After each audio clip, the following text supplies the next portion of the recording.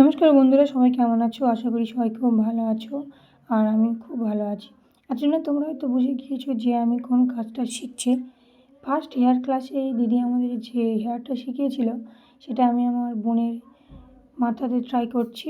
প্রথমে হেয়ারটা ইয়ার টু ইয়ার সেকশানে ভাগ করে নিতে হবে। ভাগ করে নেওয়ার পর অল্প অল্প হেয়ার নিয়ে ক্রিম্পিং করতে হবে।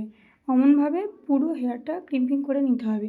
ক্রিম্পিং করা হয়ে যাওয়ার পর পাপ করার জন্য সি সেকশানে হেয়ারটা ভাগ করে নিতে হবে এবং সেটার ক্ষেত্রেও ঠিক সেম অল্প অল্পভাবে হেয়ার নিয়ে ব্যাককম করতে হবে।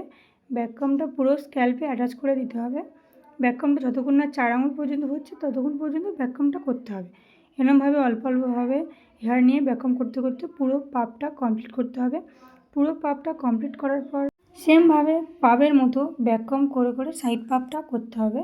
যেটা পাবের ক্ষেত্রে 4 আঙুল ছিল সেটা সাইড পাবের ক্ষেত্রে 2 আঙুল হবে। আর হেয়ারের সামনে অর্থাৎ শীতের দিকটাতে গিয়ে 1 আঙুল করে ব্যাককম করে পুরো পাশ পাপটা রেডি করে নিতে হবে।